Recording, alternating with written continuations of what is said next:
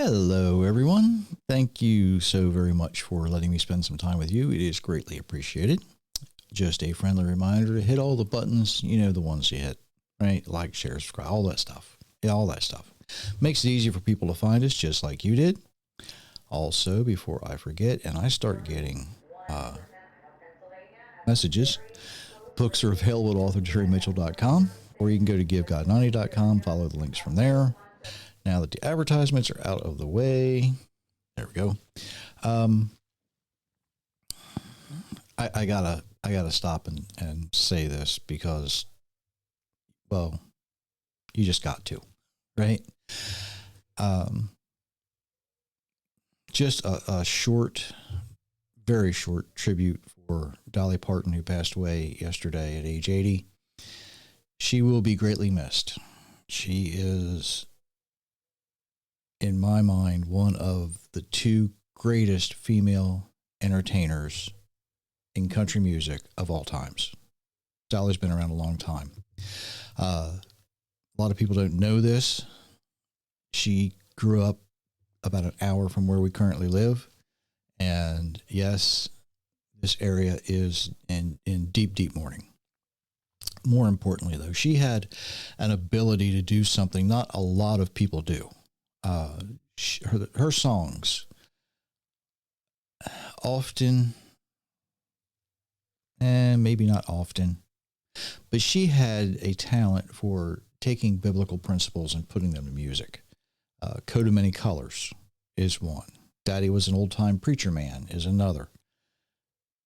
And millions of people heard that, and they received, whether they knew they were receiving a short Bible lesson or not, I don't know, but they were. She will be greatly missed, and there's very few people in the world that you have trouble finding something bad to say about, and she's one of them. And I know that some of that might come out. I hope not. I hope people are showing enough grace and enough love that they let her memory be one of just something fantastic. She gave so much to the area. She gave so much to people. A lot of people know how much of a philanthropist she was. She would spend a lot of her money to do things like giving books to needy children. What a lot of people don't know is if she kind of got to know you a little bit, and I've talked to people who know her personally or knew her personally, and all of them have said, if you needed something and she thought she could help, she'd make a phone call and get you an audition. She would get you an interview. She would put herself out for you. She would spend her time for you. And that, for some of these people, meant a lot more than any of the money that, just taking that couple minutes to make a phone call. Hey, can you see this person? I think they really deserve a shot at this. The rest was up to them. They weren't riding on her coattails. She got you in the door, but the rest was up to you. So some of those people became very well liked in the area. Now, on to what we're looking at today. All right. Over the past few episodes, I have been talking about reasons why people think they can't understand the Bible, why they think it's confusing, why they don't grasp some of the concepts there. And I've looked at the philosophy versus the reality issues, how it's made it really difficult. I talk a lot about language and translation, how that can sometimes make it look confused or seem confusing. And today I want to think about something a little different. The images that we have in our minds as we're reading. Okay? You know where I'm going with this, right? we are looking at something, or we're reading something, and we have a picture in our minds of what we think it should look like. And when the words don't fit our picture, we get confused. Look at Exodus chapter 3, verse 1. It says, "Meanwhile, Moses was shepherding the flock of his father-in-law Jethro, the priest of Midian. He led his flock to the far side of the wilderness and came to Horeb, the mountain of God." Should be fairly familiar, I hope. If you're familiar with Moses, you know that verse. It's right before, it's where he met God at the burning bush. Well, the pictures we have of the land of Midian today make it look kind of barren. It's kind of almost a desert landscape, right? And we wonder, why would Moses take livestock there? There's nothing for him to eat. It was sparse. It was, they'd walk more than they'd waste more energy walking than eating. There just wouldn't be anything for them there. And when you're caring for a flock, especially if you're raising lambs or kids or calves, if those calves, if that mother's not eating enough for that calf to gain properly, you're not going to have a flock. It's just that simple. So just like the land of Midian, or just like the rest of the world, the land of Midian has changed a lot in the last 3,500 years. That's when Moses was walking those lands. There's been earthquakes, there's been storms, right? There's been changes in the weather. Weather patterns change. We're sort of going through one now, right? Not just, summer to fall either. Weather patterns change worldwide every so often. Now, according to articles published in National Geographic as well as from the BBC, at the time Moses would have been alive, the land of Midian would have been a major grassland. Okay? There would have been ample food for sheep, goats, cattle, whatever. But we look at it and we see, oh man, why would anybody want to go there? Why would anybody want to live there? There's nothing there in our modern minds, right? That's not how it was 3,500 years ago. I want you to think for a second, would our Creator send his chosen people, the people that are his special treasure, right?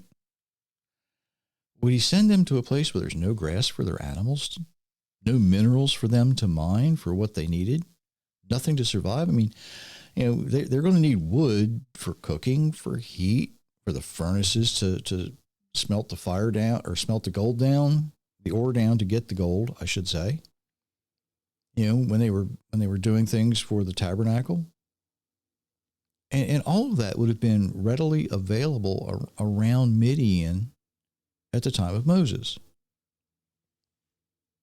So, when we think about putting what we think we know onto the pages of what we're reading, sometimes it gets confusing.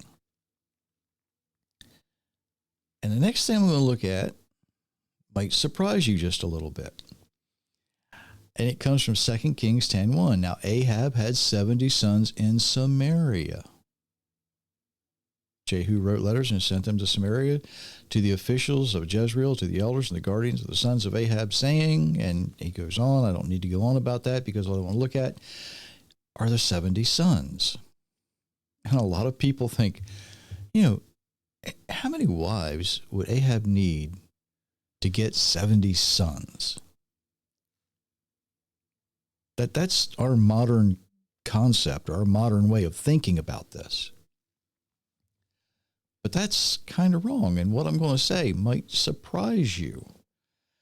The way we're trained to think about these things may not have been the best way to train us to think about these things, okay?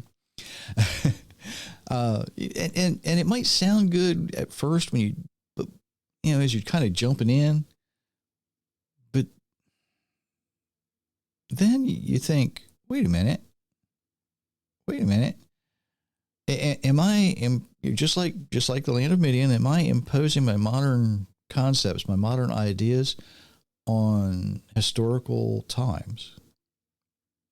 Well, yes, we are. Because the word, the word sons,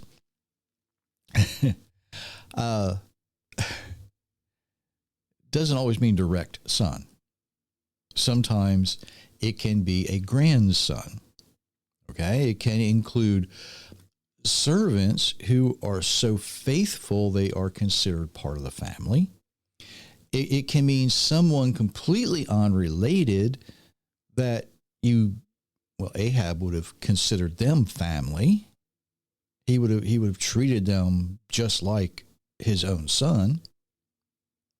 Looking back, when I was young, there were a couple of families that we knew, and they treated me just like one of their own. And even today, our granddaughter has a couple of families that welcome her in with open arms. They treat her just like their own daughter. And I imagine that many of you who are listening, you might have a similar situation. You either, have someone that, you just consider them like family. You do almost anything for them, and hopefully they would do almost anything for you, right? But there are people that you treat like family. And that's what we're looking at in that verse.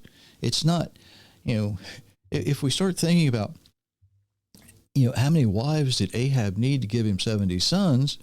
It's kind of a little silly when we ask that question. If you really stop and think about it, because along with 70 sons, how many daughters were there going to be? Right? And when you put it in those terms,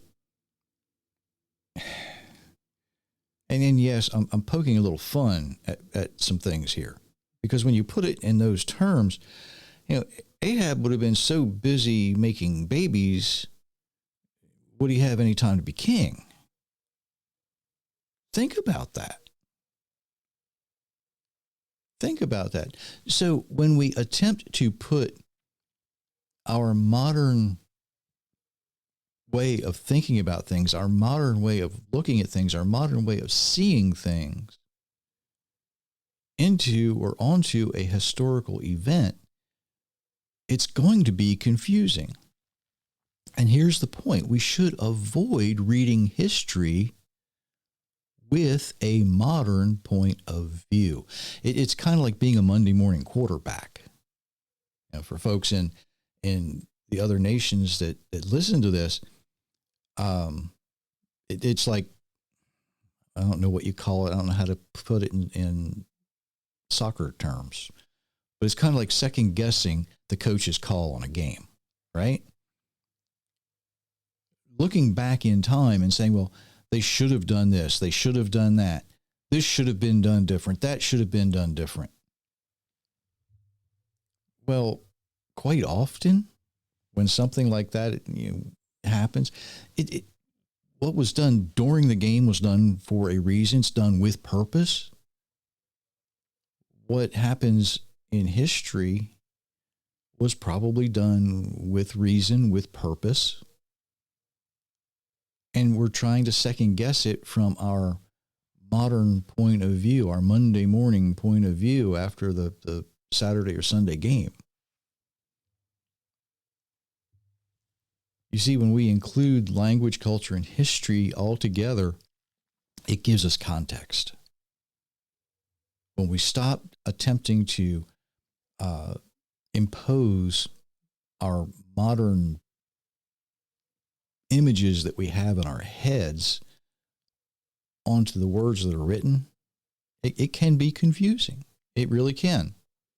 And what makes it worse is we have now these artist renderings, we have TV shows, we have movies that paint a picture for you.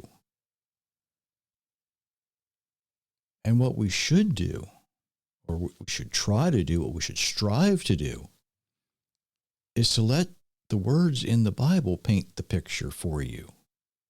You see, those words are there. They're there for you, but you have to be willing to see the picture that is there and not maintain that picture in your mind of what you think it should look like. And that is what I want you to think about until next time. Because you can understand the Bible if you're willing, but you have to be willing. So until next time, I do wish you many, many blessings, everyone.